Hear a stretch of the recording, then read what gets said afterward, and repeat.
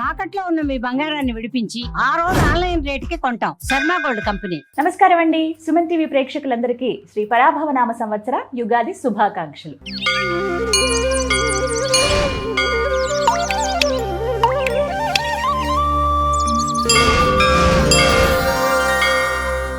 మనతో పాటు ఉన్నారు శ్రీ జగదాంబ త్రిశక్తి పీఠం పీఠాధిపతులు తాళ్ళూరి బనారస్ బాబు గురుగారితో మాట్లాడదాం.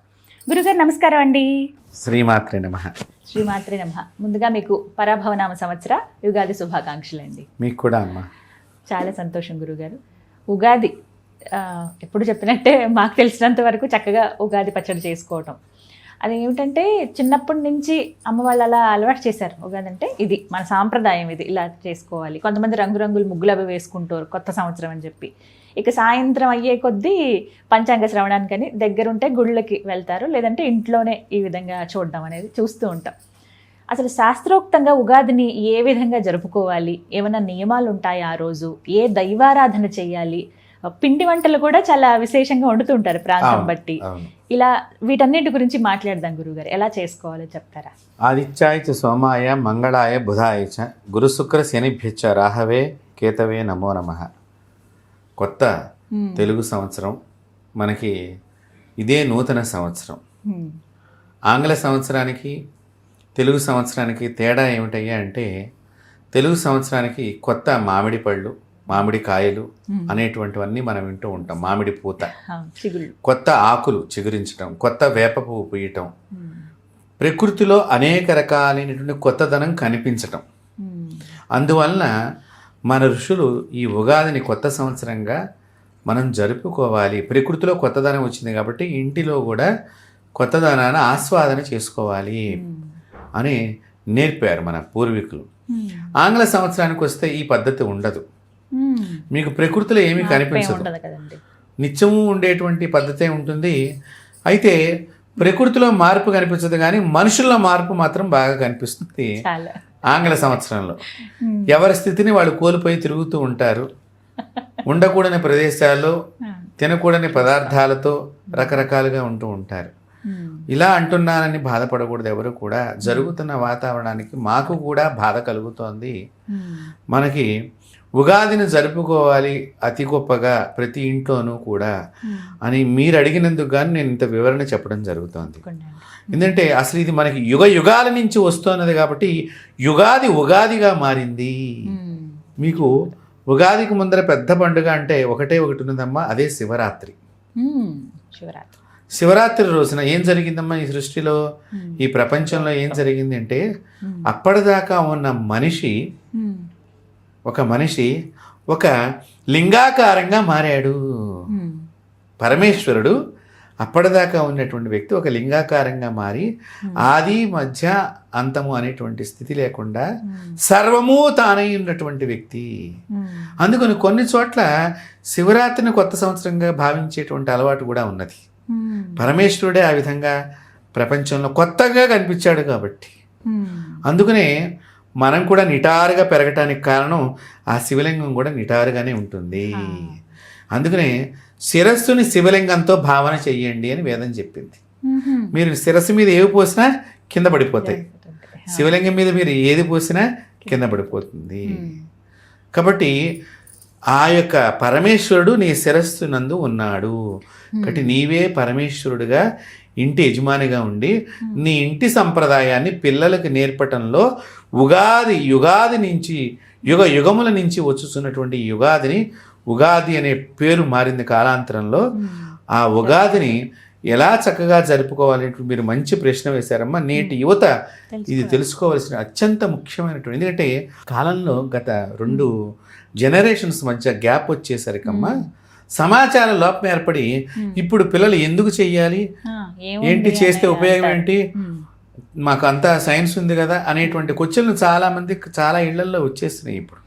కాబట్టి నేటి యువత ఇది తెలుసుకున్నప్పుడు ఎందుకు చెయ్యాలి, మీరు అడిగింది నేటి యువత గురించి అని నేను భావిస్తూ, ఇది ముందర ముఖ్యంగా ప్రకృతిలో మార్పు వచ్చింది, కొత్తదనం వచ్చింది, కొత్తగా చిగురించటం చెట్లు. కాబట్టి నీ జీవితంలో కూడా కొత్తదనం ఉత్పత్తి కావాలి, చిగురించాలి నీ జీవితంలో. అలాంటి దానిలో ఈ ఉగాది పండుగ చక్కగా మనకి చైత్రమాసంలో వచ్చేటువంటి తొలి పండుగ పాడ్యమి రోజున, శుద్ధ పాడ్యమి రోజున.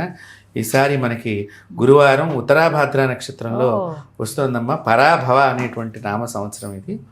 ఈ రోజున ప్రతి ఒక్కరు కూడా చక్కగా తైల అభ్యంగన స్నానం అంటాం. చక్కగా తైలాభ్యంగన స్నానం చేసి తలంటు స్నానం చేసుకుని చక్కగా మొట్టమొదటగా కొత్త దుస్తులు ధారణ చేయాలి వారి స్తోమతను బట్టి. ప్రతి ఒక్కరు కూడా కొత్త దుస్తులు కొత్త బట్టలు వేసుకోవాలి, తప్పకుండా వేసుకోవాలి. మరి ప్రకృతిలో చెట్టుకు కొత్త ఆకు వచ్చింది కదా, మన శరీరంలో కూడా ఈ ధారణ చేయటం గల ఏంటంటే నువ్వు ఆ సంవత్సరం నుంచి నీలో ఒక మంచి కొత్త లక్షణాన్ని డెవలప్మెంట్ చేసుకోమని శాస్త్రం చెప్తోంది. అరిషడ్ వర్గాలు ఉన్నాయి, ఒక్కొక్క సంవత్సరం ఒక్కొక్కటి వదిలివేసేయి. అసూయను వదిలేసేయాలి, ఒకరిని అవమానించేది వదిలేయాలి. అలాంటిది ఒక్కొక్క మంచి మార్గాన్ని కొత్తదాన్ని కాబట్టి దాన్ని చూపించడమే ఈ వస్త్రధారణలో ఉన్న అంతరార్థం. కాబట్టి తర్వాత కులదేవత పూజ ముఖ్యంగా చెయ్యాలమ్మా. ప్రతి ఇంట్లో కూడా వారి వారి కులదేవత యొక్క పూజ చెయ్యాలి. తర్వాత ఇష్టదేవత పూజ చెయ్యాలి. తర్వాత మంత్ర అనుష్ఠానమైనటువంటి వాళ్ళు ఎవరైనా మంత్రం ఉపదేశం తీసుకున్నటువంటి వాళ్ళు వాళ్ళ అనుష్ఠాన దేవతలని అన్నింటినీ కూడా స్మరణం ఎక్కువగా చేసుకోవాలి, జపం ఎక్కువ చేయాలి ఈ రోజున. అంటే ఈ రోజున చేస్తే సంవత్సరం అంతా వాడు చేస్తాడు అనేటువంటిది మన తెలుగునాట ఒక సంప్రదాయం ఉంది, ఒక మాట. ఆ రోజున కొత్తది కనుక మంచి పని చేస్తే ఆ సంవత్సరం అంతా మంచి పని చేస్తాము అనేటువంటిది. అంటే అలాంటి దానికి ఇక్కడ ఎక్కువగా అనుష్ఠానాన్ని మనం జపం చేసుకుంటే తర్వాత షడ్రుచులతో తయారైనటువంటి చక్కగా ఉగాది పచ్చడి, చక్కగా పుల్ల మామిడి కాయని తెచ్చుకొని చక్కగా చిన్న చిన్న ముక్కలుగా కట్ చేయటం, అరటిపళ్ళు ముక్కలు, అలాగే పుట్నాల పప్పు వేసుకుంటారు కొంతమంది, అలాగే కొత్త చింతపండు రసము, కొత్త బెల్లము, వేప పువ్వు, ఇంకా కొంతమంది దీనిలో పచ్చికారం కూడా వేసుకునేటువంటి వాళ్ళు కొంతమంది ఉన్నారు. కొన్ని చోట్ల మనకి ప్రాంతాలను బట్టి కూడా ఉప్పు కొంతమంది వేసుకుంటారు. ఇవన్నీ కూడా షడ్రుచులతో వారి వారి పద్ధతులు వారి వారి కుల ఆచారాన్ని బట్టి పల్లీలు కూడా వేసేవాళ్ళు ఉన్నారమ్మా కొంతమంది. అయితే కొంతమంది ముద్దగా చేసుకుంటారు, చిక్కగా చింతపండు రసం చిక్కగా. కొంతమంది గ్లాస్తో చక్కగా ఒక కాఫీ తాగినట్టుగా తయారు చేసుకునే వాళ్ళు కూడా ఉన్నారు.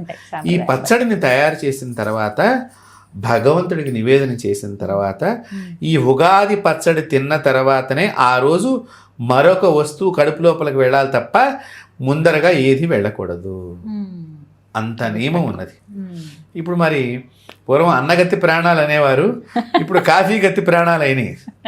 పొద్దున్నే లేవగానే కాఫీ ఉందా టీ ఉందా అనేటువంటిది ప్రతి ఇంట్లో వచ్చేస్తుంది. కానీ ఉగాది పచ్చడి తిన్న తర్వాతనే అవి మిగతావన్నీ కూడా తీసుకోవాలి. ఈ విధంగా ఉగాది పచ్చడి నివేద్యం అయిన తర్వాత అది తీసుకున్న తర్వాత మీ ఇంటిలో ఉండే అమ్మా నాన్నలకు నమస్కారం చెయ్యాలి. మీ గురువు వద్దకు వెళ్ళి మీరు నమస్కారం చెయ్యాలి. తప్పనిసరిగా వీరి ముగ్గురు ఆశీర్వచనం, మాతృదేవో భవ, పితృదేవో భవ, ఆచార్య దేవో భవ, ఈ ముగ్గురు ఆశీర్వచనం ఉంటే ప్రతి సంవత్సరం వాళ్ళ ఆశీర్వచనం తీసుకుంటే ఎంతటి దుష్టశక్తి అయినా ఎంతటి దుష్ట గ్రహశక్తి అయినా వీరి ఆశీర్వచనం ముందర అది నిలువజాలదు. అంత శక్తి పితృదేవతల, మనకి పైనున్న పితృదేవతల యొక్క నమస్కారం చేసుకోవాలి, ఇక్కడ భూమి మీద ఉండేటువంటి మన అమ్మా నాన్నల యొక్క గురుదేవతలకి మనం నమస్కారం చేసుకోవాలి. చక్కగా మీకు దగ్గరలో ఉన్న దేవాలయంలో ఉదయం అయితే ఉదయం, సాయంకాలం అయితే సాయంకాలం అక్కడ పంచాంగ శ్రవణ కార్యక్రమం ఉంటే కనుక తప్పకుండా వినాలమ్మా ప్రతి ఒక్కరు. పంచాంగం అంటే ఏమిటి? 5 అంగముల ద్వారా ఉత్పత్తి అయ్యేటువంటి విషయాలు దానిలో నిగుడీకృతమై ఉంటాయి అన్నమాట. అలాంటి విషయాలను మనం వినటం మూలకంగా రాబోయే రోజుల్లో జరగబోతున్నటువంటి ప్రమాదాన్ని తప్పించుకుని, చాలామంది ఏం చేస్తారంటే పంచాంగ శ్రవణంలో మన రాశి అయిపోగానే మనం వెళ్ళిపోదాంలే అప్పటిదాకా కూర్చుందామని అంటారు. కాదు, అది తప్పు. అంతా వింటేనే పంచాంగం. పంచాంగం వినటం మూలకంగా ససంతానం కలుగుతుంది. పంచాంగం వినటం మూలకంగా దుస్వప్న దోషాపహం, చెడ్డ కళల యొక్క దోషాన్నంతటిని కూడా నశింపజేస్తుంది. పంచాంగం వినటం మూలకంగా పెళ్ళవుతుంది. పంచాంగం వినటం మూలకంగా నానా కర్మలు చేయటానికి నానాకర్మలు అంటే ఏమిటి? అక్షరాభ్యాసం ఎప్పుడు చేయొచ్చు, గృహప్రవేశం ఎప్పుడు చేయవచ్చు, మూఢం ఎప్పుడున్నది, కత్తెర ఎప్పుడున్నది, వాస్తు కత్తెర ఎప్పుడున్నది, గ్రహణాలు ఎప్పుడున్నాయి, అనేక సమాచారం దానిలో మనకు తెలుస్తుంది. తద్వారా ఎప్పుడు ఏమేమి చేయొచ్చు చేయకూడదు అనేటువంటి దానికి ఒక గొప్ప సాధనమే ఈ పంచాంగం. కాబట్టి ఇత్యాది పంచాంగ పఠనం అక్కడ జరుగుతున్నప్పుడు ఆ పఠనాన్ని మనం శ్రద్ధతో విని ఆ చెప్పినటువంటి వారికి మనం పుష్పం ఫలం తోయం మనకు తోచిన దక్షిణ వారికి ఇచ్చి నమస్కరించటం మూలకంగా ఆ పంచాంగంలో ఉండే సర్వదేవతా శక్తి మనల్ని ఆశీర్వచనం చేస్తుందమ్మా. ఈ విధంగా పంచాంగాన్ని వినమని శాస్త్రం చెప్పింది. కాబట్టి ఈ విధంగా వినటం మూలకంగా వారికి జరగబోయే విపత్తు కూడా ఆగిపోతుందిటమ్మా. కాపాడుతుంది. పంచాంగం ఎప్పుడు కూడా కాపాడేటువంటిదే. తిదివార నక్షత్ర కరణ యోగముల ద్వారా ఉత్పత్తి అయినదే కదా ఈ పంచాంగం. ఆ రోజు ఏ తిథి, ఏ కరణం, ఏ యోగం, ఏ నక్షత్రం అనేటువంటి అన్నీ కూడా దానిలో మిళితమై ఉన్నాయి. ప్లస్ అక్కడ పంచాంగం చెప్పేటప్పుడు వారు కూడా చెప్పేటువంటి వారు కూడానమ్మా ఒక దేవత ఆవాహనం కలిగినట్టుగా ఉంటుంది వారి మీద. మీరు చాలా మందిని చూసినట్లయితే వారు అత్యంత భక్తితో, శ్రద్ధతో, విశ్వాసంతో, నమ్మకంతో చెప్తూ ఉంటారు. ఈ చెప్పిన దానిలో అవతల వాడికి చెడు పోవాలి నా వాక్కు ద్వారా అనే భావనతో చెప్తారమ్మా. కాబట్టి వినేటువంటి వాళ్ళకి ఏదైనా దుష్కర్మ ఏదన్నా గనక ఉన్నట్లయితే అది తప్పకుండా తొలగిపోతుంది. ఎందుకంటే తర్వాత వీరి ఆశీర్వచనం తీసుకుని వెళ్ళాలి. చాలా మంది ఏం చేస్తారంటే మన రాశి దాకా వినేసి వెళ్ళిపోదాము అని. కాబట్టి అది కాదు, మొత్తం అంతా విని వారికి దక్షిణ తాంబూలాలు మనం సమర్పణ చేసుకుని వారి ఆశీస్సులు తీసుకుని వెళ్ళటం ఈ ఉగాది రోజున చాలా ముఖ్యమైనటువంటి విషయం. అంతేకాకుండా మీకు దగ్గరలో ఏ దేవాలయం ఉంటే ఆ దేవాలయానికి ఆ రోజు తప్పనిసరిగా విధిగా మీరు చక్కగా పూలు, పళ్ళు, కొబ్బరికాయ ఇవి 3 తప్పనిసరిగా పట్టుకెళ్ళాలి. మిగతా రోజుల్లో ఏదో కొబ్బరికాయ పట్టుకెళ్ళాం, ఏదో పూలు పట్టుకెళ్ళాం అని చెప్తాం. ఈ రోజు మాత్రం ఈ 3 పట్టుకెళ్ళాలి. పట్టుకెళ్ళటం మూలకంగా ఏమిటి? ఈ కొబ్బరికాయ అంటే ఆత్మని సమర్పణ చేయటం భగవంతుడి దగ్గర, శరీరాన్ని అంతటిని కూడా సమర్పణ చేయటం. తద్వారా భగవంతుడు మన శరీరానికి శక్తిని ప్రసాదిస్తాడు. అంటే నేను ఎంతో సంపాదించాను, నేను బాగా సంపాదించాను అని అనుకునే వాళ్ళు కొంచెం అహంకారం వచ్చి ఉంటుంది. జ్ఞానం సంపాదించేవాడి దగ్గర ప్రతి ఒక్కరికి ఉంటుంది. ఇది అక్కడ నువ్వు సమర్పణ చేసేయాలి.